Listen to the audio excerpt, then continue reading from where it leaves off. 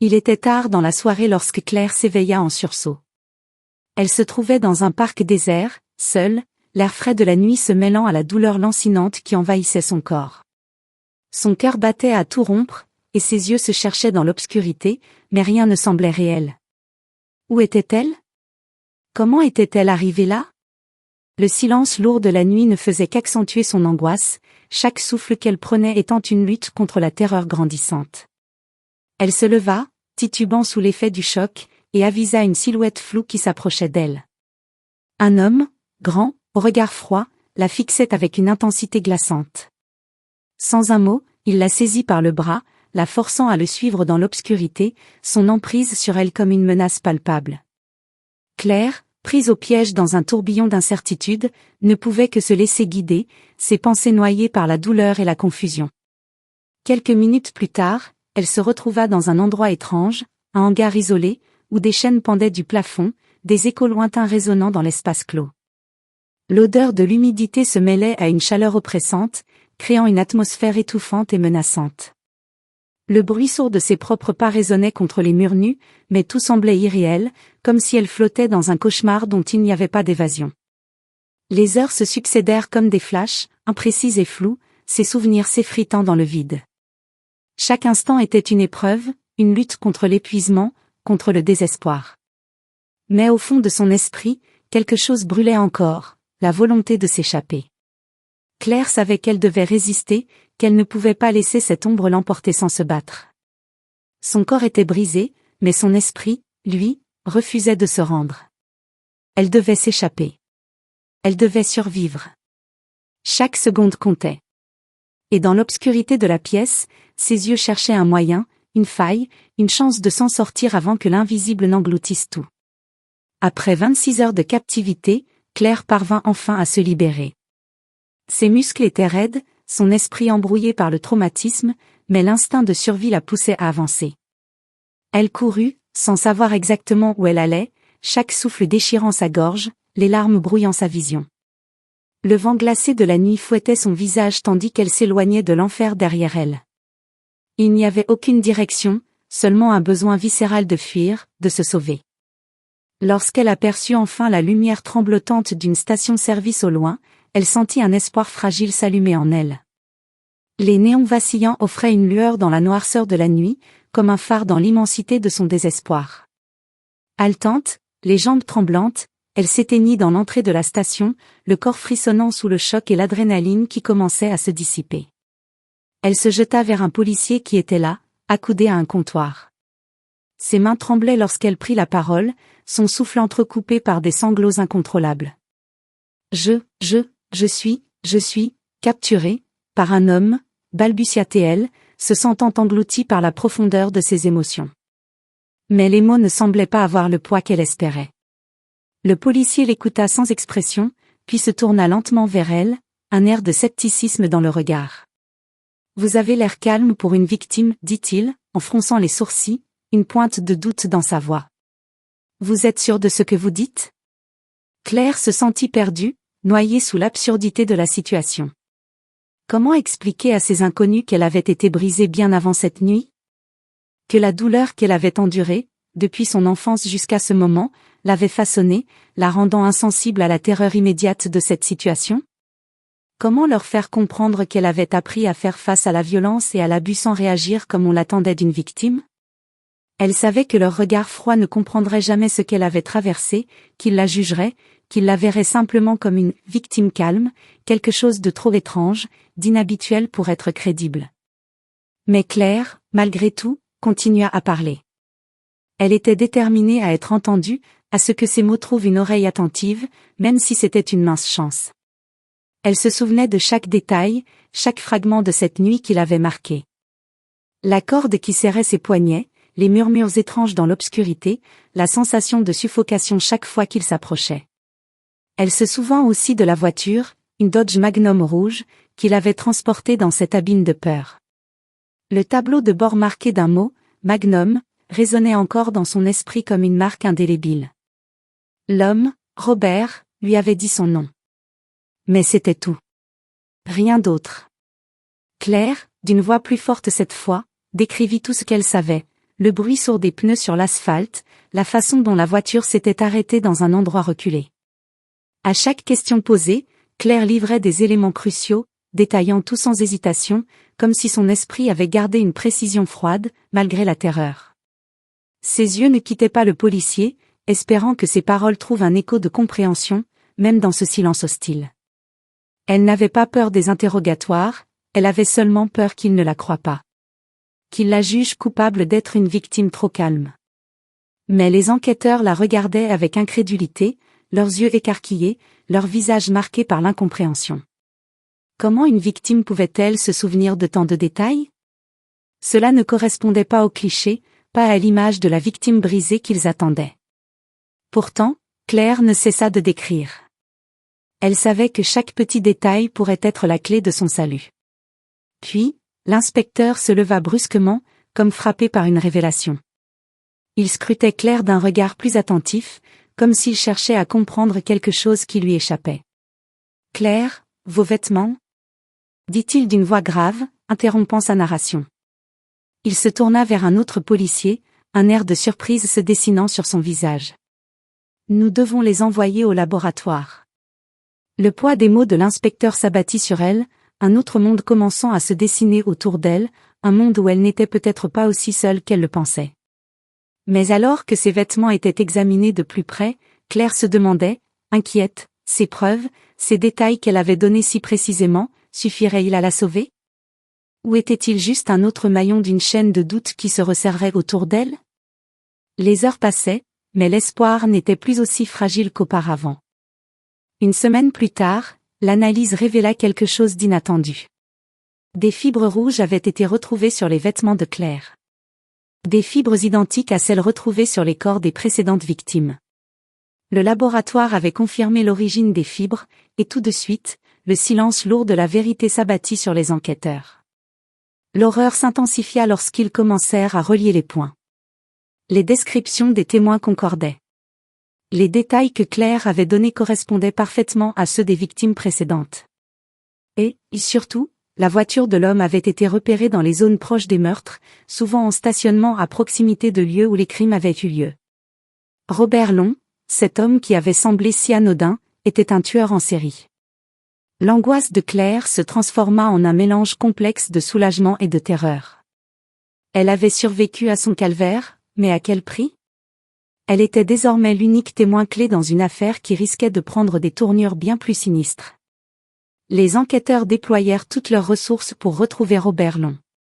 L'urgence de la situation se faisait sentir à chaque instant. Ils scrutèrent les transactions des banques locales, explorant minutieusement les traces laissées par le tueur dans les systèmes financiers.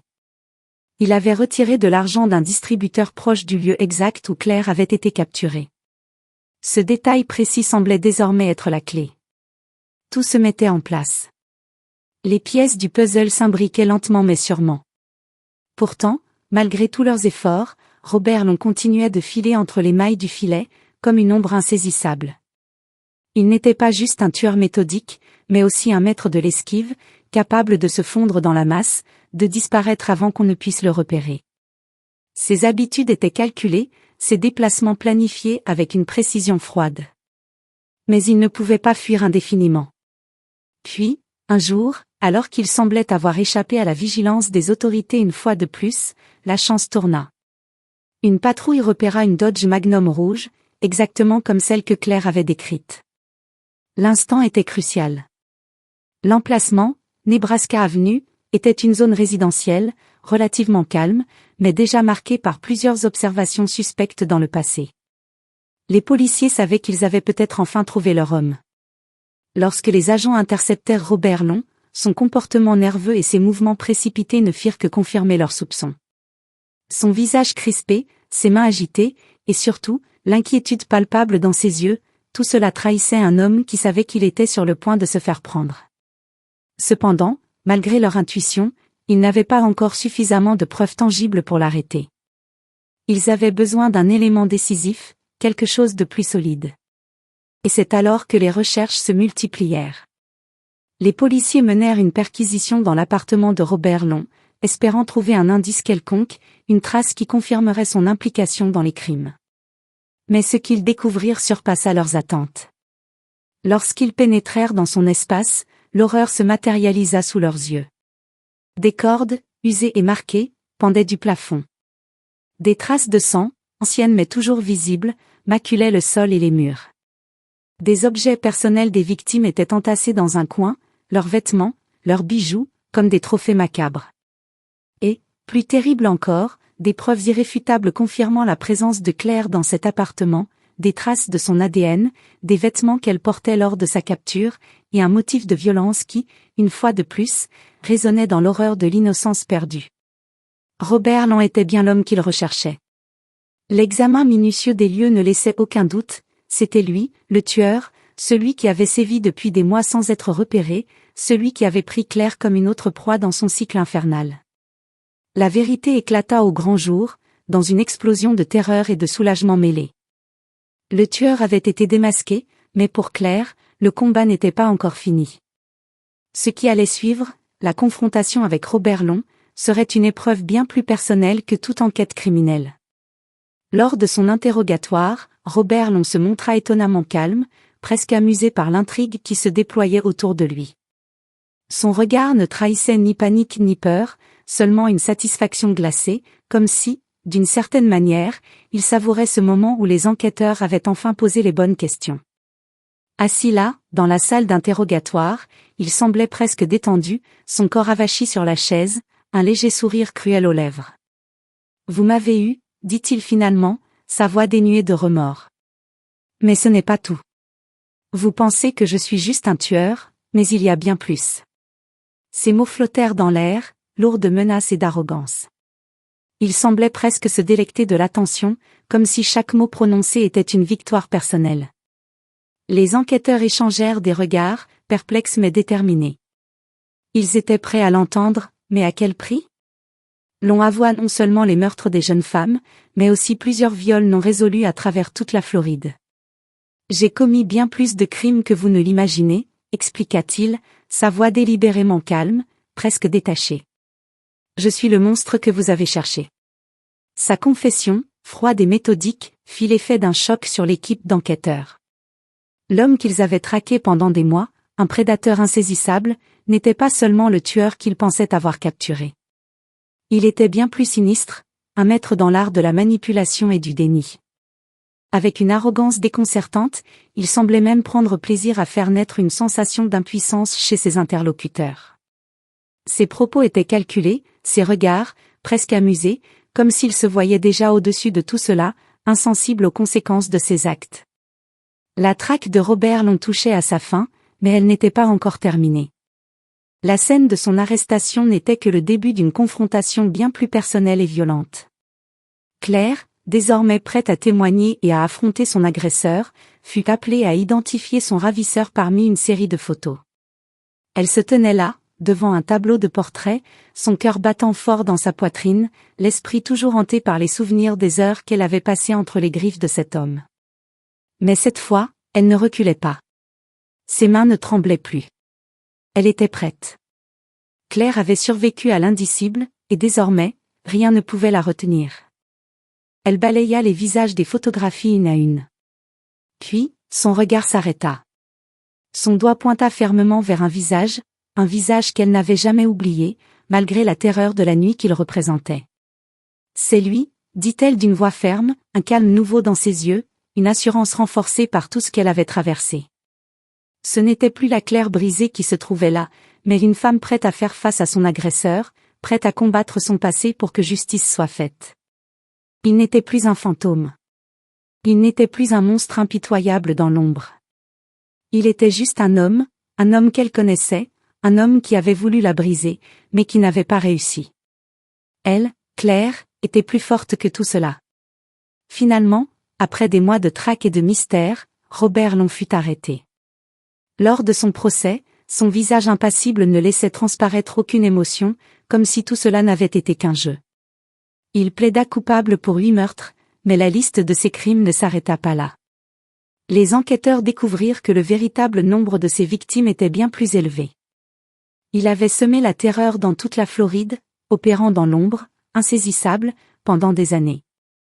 Les aveux qu'il fit lors du procès ne purent apaiser la douleur des familles des victimes, ni effacer les cauchemars de Claire. Mais au moins, justice semblait être rendue, même si elle n'était jamais suffisante pour effacer le traumatisme que cet homme avait infligé. L'on fut condamné à la peine capitale, et son exécution intervint en 2019, après de longues années passées dans le couloir de la mort. Pendant ces années d'attente, des appels et des recours retardèrent la sentence, mais l'indifférence de Long à sa propre fin ne fit qu'ajouter à l'atrocité de son crime.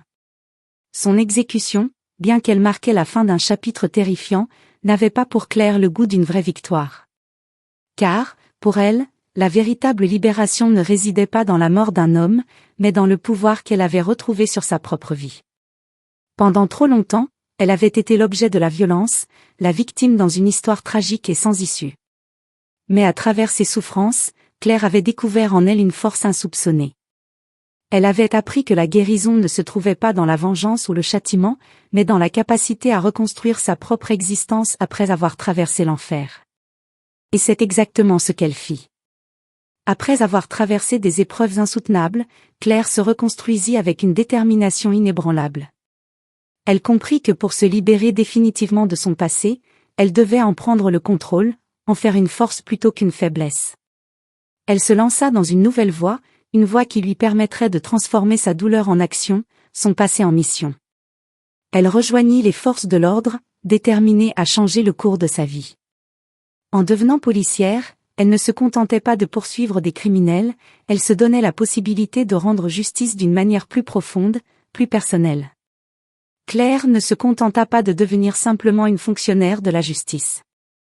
Elle gravit les échelons, prouvant que sa résilience pouvait non seulement survivre, mais aussi s'épanouir dans un environnement où la douleur et la souffrance étaient des réalités quotidiennes. Aujourd'hui, elle est adjointe au bureau du shérif du comté d'Hillsborough, un rôle qu'elle occupe avec fierté, un rôle qu'elle porte avec l'honneur de toutes les victimes qu'elle a aidées, mais aussi avec la conviction qu'elle peut changer les choses de l'intérieur. En devenant l'un des piliers de la justice, Claire rend hommage à toutes les victimes, y compris elle-même. Elle a su faire face à son passé et, à sa manière, aider d'autres à faire de même. Son travail quotidien n'est pas seulement une carrière, mais un engagement profond à faire en sorte que personne d'autre ne doive subir ce qu'elle a traversé. Elle se souvient de chaque souffrance, de chaque regard brisé, et s'assure que ses victimes ont une voix, que leur histoire ne s'efface pas dans l'oubli. Le trajet de Claire, de la victime à la protectrice, est une démonstration poignante de la résilience humaine, de la capacité de se relever même après avoir été brisée. Elle n'a pas juste survécu au cauchemar qu'était Robert Long, elle a transformé ce cauchemar en une source d'inspiration pour elle-même et pour ceux qu'elle aide chaque jour. Mais au-delà de sa carrière, Claire trouve une certaine paix dans le fait de savoir qu'elle a pris une décision consciente de ne pas être définie par sa douleur. Elle a choisi d'être une source de lumière pour ceux qui souffrent, une oreille attentive pour les sans-voix, et une figure d'autorité qui incarne l'espoir et la guérison. En fin de compte, ce qui la rend véritablement victorieuse, ce n'est pas la fin de Long, mais la renaissance qu'elle a trouvée en elle-même, une renaissance qui, elle l'espère, servira d'exemple à ceux qui croient qu'il est impossible de se relever après avoir été brisé.